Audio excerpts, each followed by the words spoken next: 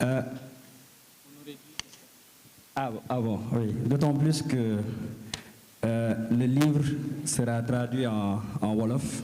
Ça, c'est déjà bouclé. Et il sera aussi traduit en italien, Inch'Allah. Pour l'instant, on a ces deux propositions. Su may dellu si waat un peu ci contexte bi ñu bind livre bi. Pourquoi, en fait, ma bëggoon bind livre bi.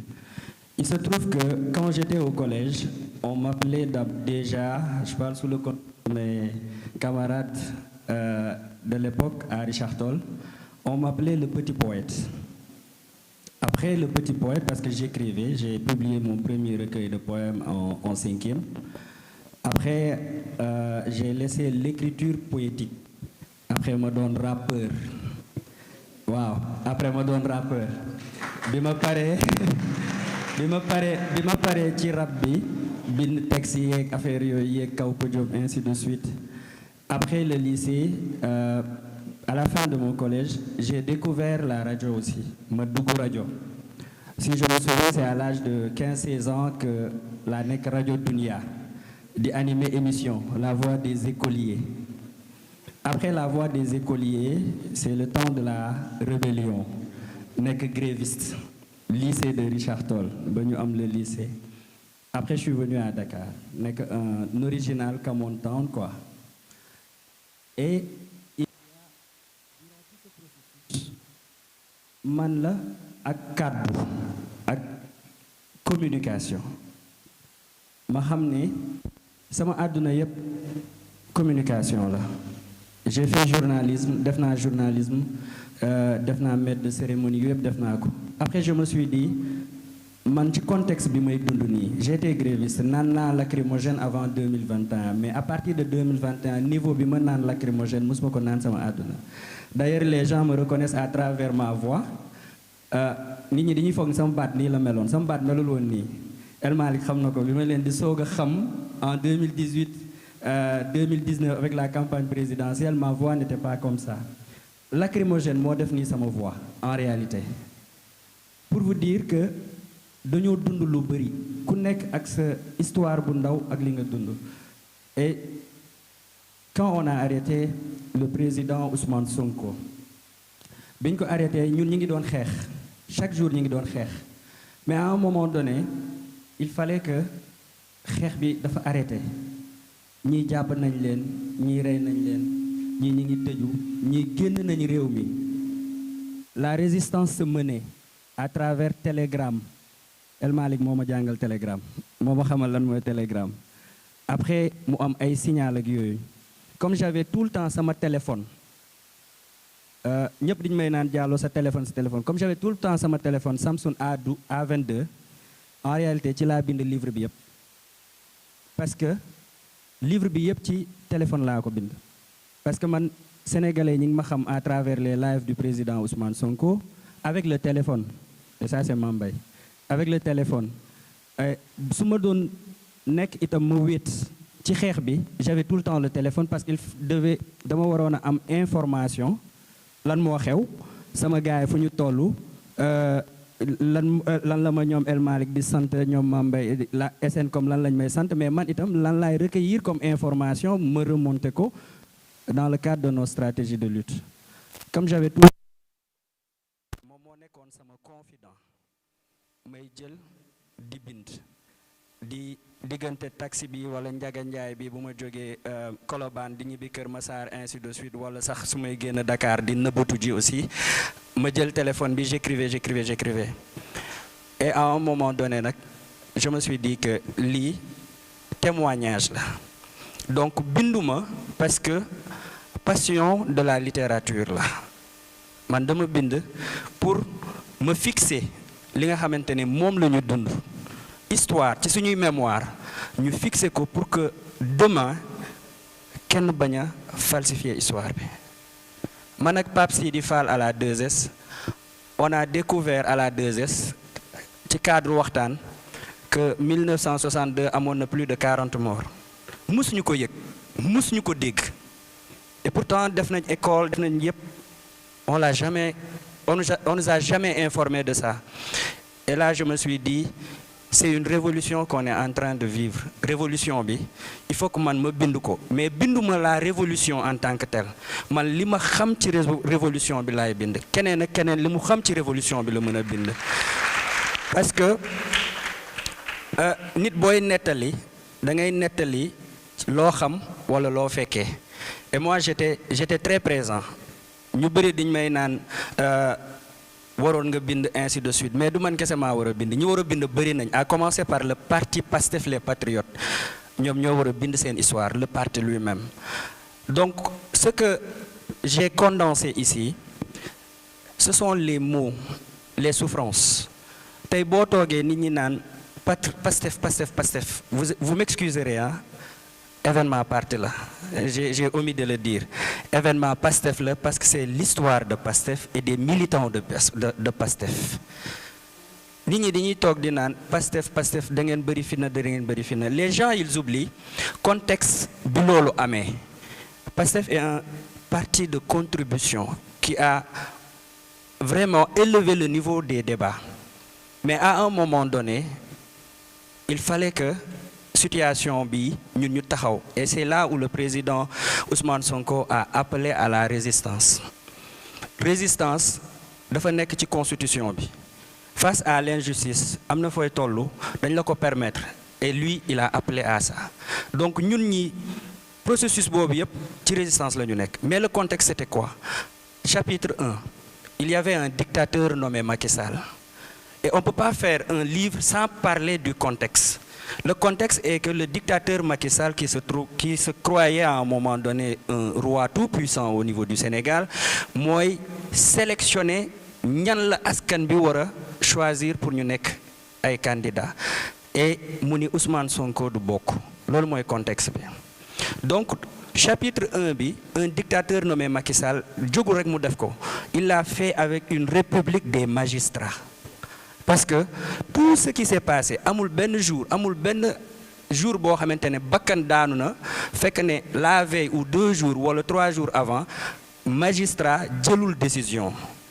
Et ça bu ñuy fàttaliku contexte bi loolu la ñuy fekk, c'est-à-dire il y a toujours une convocation de la justice, il y a toujours une condamnation d'un juge, ainsi de suite. Dès le lendemain ou bien ci tàng bi ñu wàcc jàmmaarloo bakkan daanu. Donc c'était la république des magistrats. Bu weesoo loolu, il fallait résister. Et pour man, à un moment donné, la résistance, c'était vivre. Parce que dañ ñoo xañ wax, xañ ñoo dëkk, xañ ñoo bokk. Donc ñun ci Sénégal bi ñu juddoo yaroo fi màgget fi amatuñ fi woon dara en fait. Donc il fallait résister. Dañu waroon a xeex pour wone ni ñun ay nit lañ. Dañu waroon a xeex pour wone ni ñun dañoo am droit dund. Parce que nit ki booy dund te amoo kàddu, amoo loo wax, amoo dara, boolewuñ la ci dara, loo bëgg loo xamante ne sa droit la ñu tere la ko, dundin boobu day poser problème. Dem nañ mi fi sax ba ay jamono président Ousmane Sonko war a julli juma ñu bëgg ko tere. Je sais pas ndax nit ñi ngi xool degré de violence boobu noonu julli yow ak sa diggante yow ak sa boroom. Loo xamante ne lu ñu am adversité bu dee jotee ku nekk di nga ñaanal nit ki wala boog nga masawu ko. Mais tere nañ ko julli, c'est-à-dire tere nañ nit ñi mu exprimer wu en public envers ses semblables, mu wax ak ay nit moroomu nitam ñu ni ko déedéet yow ak sa diggante ak sa boroom sax dama la koy tere ci nit njaay quoi. C'est ça qui s'est passé. Yàlla moo digle julli aljuma. Président Ousmane Sonko génn di day julli ji aljuma ñu ni ko doo julli ji aljuma. C'est ça la violence. Et il fallait que moom comme ñun ñu mën a résister. Waaye donc foofu noonu la résistance, résister c'est vivre. Boobu mooy chapitre 2 bi. Bu ñu demee ci chapitre 3 bi, bon dans résister c'est vivre, il y a surtout ay moments yoo xamante ni ci texte bi il fallait que ñu wax ko. Moo di la souffrance de nos mères. Man demoon naa ba sama yaay bu may woo duma ko jël parce que à chaque fois bu la woowee c'est pour te nemmeeku la dëgg la, mais à la fin bu raccrocher yow tu vas te poser des questions, et la question qui revient te ñun ñëpp ñu posé wu ko mooy lii est-ce que jar na ko. Ndax comme ni ma ko waxee ci livre bi, doom dafa sori ci xol te yaay ju ne bu waxee ak doomam di nga am loo yëg, mais surtout aussi doom lu ko dal yaay ji moo koy gën a yëg. Et ça pour moi c'était important ñu kii ko muy surtout ñi nga xamante ne ay prisonniers lañu woon ñi nga xamante ne itam yaay yoo xamante ne tey peut-être amuñu engagement politique bi mais seen doom yi ñoo leen yóbbaale ci souffrance bi nga xamante ne ñoom ñu ngi koy dund. Il fallait que ñu revenir ci loolu. Il y a aussi la belle époque, ce que j'ai appelé la génération liberté et dignité. ñun ñi ñëpp kenn ci ñun toogul école ñu jàngal la Martin ñu jàngal la Thomas Sankara lu mu def dans nos écoles primaires kenn jàngaluñu aussi Cheikh Anta Diop ainsi de suite. Il faut nga dem ba niveau supérieur nga mën a am temps kii ko mais ñun ñëpp le Sénégalais, je dis que le jeune Sénégalais et le jeune Africain par essence dafa am esprit de révolte. Esprit de révolte boobu noonu président Ousmane Sonko et le parti PASTEF dañ ko fekk ci ñun mais il nous manquait benn courage boo xamante ne benn leader boo xamante ne moom moo koy yëkkati te boobaa président Ousmane Sonko et le PASTEF bi ñu yëkkatee kàddu yooyu ñu yëkkati discours boobu ñun ñu épouser ce discours là parce que dafa am lu ñu éveillé ci ñun donc nit ki loo éveillé rek mooy am na lu doon somnolé am na lu nekk ci sur place donc contexte boobu moo ma indi man ma bind. Donc c'est un livre qui rend hommage à l'engagement politique du président Ousmane Sonko et de PASTEF les Patriotes. C'est un livre qui fixe nos mots, nos souffrances avec des mots ci li nga xamante ne moom mooy la mémoire collective du Sénégal. te il est important que dans le cadre du parti ou ailleurs que ku nekk ci ñun El Malick bi njëkk takk bracelet prisonniers yi électronique que il est important à un moment donné qu'il puisse s'arrêter mu bind parce que du bind du pour moom mais day bind pour que prochainement mu bañ a am loo xamante ne dañ koy falsifier ci histoire bi benn mais surtout que les gens puissent demain s'il y a un dictateur bu ñëw ñu mën a xam ni am na ñu fi newoon xeex ko ñun war nañ ko mën a xeex parce que nous sommes pas moulés pour être des esclaves de qui que ce soit. Il faut que et il est important et le livre tome 1 bi les années de braise j'ai voulu dama bëggoon année de braise boo duggee ci train ngay dem quelque part balaa ngay àgg nga lire ko ba mu jeex dama bëggoon booy voyager d'un seul trait nga lire ko ba mu jeex. C'est pas le volume qui est important mais c'est les histoires de Sénégalais, de nos cousins, de nos frères, de nos mères, des gens ñu sant Diop sant Balde sant Diallo sant Ndiaye ainsi de suite ñoom ñoo ko dund te ñi leen ko teg ñoo sant Diop ñoo sant Diallo ñoo sant Ndiaye ñoo sant leneen. C'est une même famille que la politique ou bien li nga xamante ne mooy besoin au pouvoir mooy yóbbu nit ki ba mu boole ay famille. te livre bi aussi day fixer loolu pour que ñu demander justice. C'est un premier point mooy la demande de justice et cette demande là elle se traduit dans le livre ku ko lire di nga xam ne li ñu gën a bëgg mooy ñu rendre justice mais aussi def de telle sorte que affaire bi dootul amati xew-xew yu mel noonu dootul amati et ça c'est notre Assemblée nationale ñoom El Malick et tous les autres ñoom ñoo war a liggéey de telle sorte que def ay loi yoo xamante ne prochainement li fi jot a xew di buur di bumi parce que je suis président de la République dootul amaat et c'est un livre qui rend hommage aux martyrs, aux ex-détenus, aux détenus politiques et surtout à tout le peuple sénégalais et aux militants anonymes, les militants de PASTEF et tous ceux qui nous ont accompagnés dans cette lutte-là parce que man c'est une lutte que j'assume. Damay wax ni ñun dañu doon xeex. Quand je parle de combattants parce que c'est des combattants de la liberté et de la démocratie. C'est des combattants pour la souveraineté et la dignité. Donc ñooñu dañ leen war a sargal moo tax dédicace su livre bi c'est exclusivement pour le combat que mène le président Ousmane Sonko mais aussi tous les martyrs, tous les détenus politiques et tous ceux qui ont souffert à toutes les victimes moom lañ koy rendre. C'est le tome 1 les années de braise. Il y a le tome 2 qui est déjà prêt. Je pense que certainement Inch'Allah d'ici décembre 2026 on va sortir les 2 autres tomes. Le tome 2 c'est Visage et voix de la résistance qui s'intéresse ou bien qui s'arrête plus sur des portraits de gens des anonymes, mais aussi des gens qui sont connus, qui se sont battus et qui ont qui ont sacrifié beaucoup de choses pour que cette révolution-là puisse exister, pour que cette révolution-là découle de l'accession au pouvoir du président Bassirou Diomaye Faye le 24 mars 2024, donc de notre régime. Et le tome 3, il est essentiellement et exclusivement dédié ou bien parle du président Ousmane Sonko.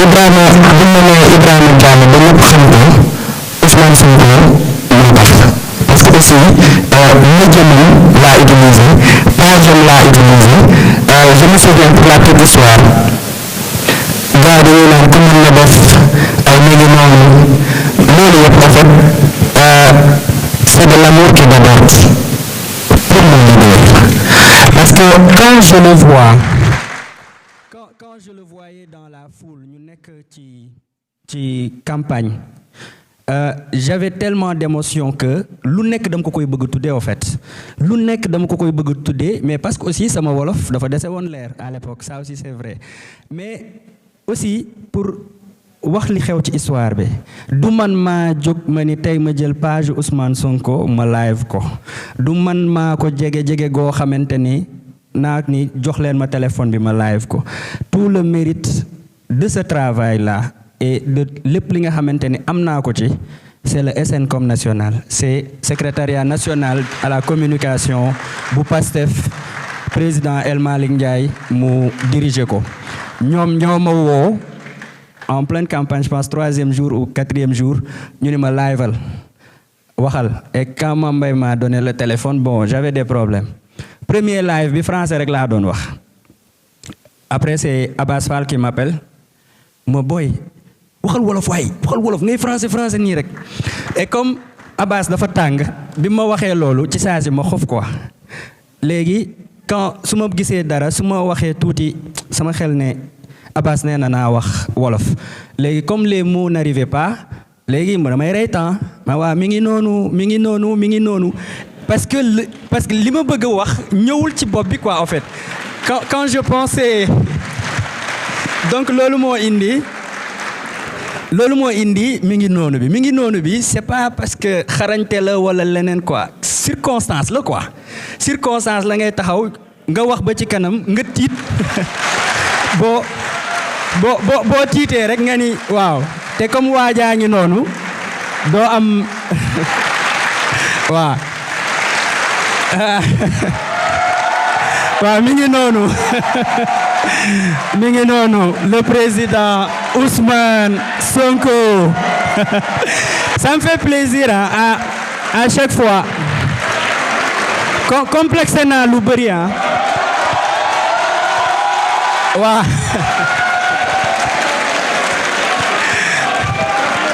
waaw je disais bu may tooñ waa Pastef damay naan da ngeen ma jëlee journaliste def ma comédien quoi mais au moins complexé naa lu bëri mais complexé wu ma dajeek nit ci mbedd mi mu romb ma rek mu ni ma mi ngi noonu et buñ ma nee mi ngi noonu je réponds par mi ngi noonu et c'est avec plaisir que je le fais et cette vidéo là aussi bon man maa bëgg Ousmane Sonko et à chaque fois c'est comme ça il me taquine et tout je le taquine maak mën naa ne El Malick rek laa ci xaw a tane parce que bon mooy loolu quoi mais en tout cas c'est un plaisir quand j'ai couché ces mots mais vraiment dama ko liraat ko te éditeur baa ngi nii xam na ni ci contexte bi ma ko envoyé effectivement j'avais reçu l'alerte comme quoi que je devais être arrêté xaw ma nag dama ragal wala leneen mais bon je lui ai balancé ça un 29 septembre 2023 je lui ai balancé ça et puis je lui ai dit qu'à tout moment on peut m'arrêter donc si on m'arrête au plus tard au fin octobre defal tout ba nga édité ko parce que je me disais que il était important que ñu fixer ñu li ñu dund après keneen ku nekk nga bind li nga xamante ne moom nga dund maa ngi leen di gërëm di leen sant di jéggalu ci guddaayu wax bi donc mi ngi noonu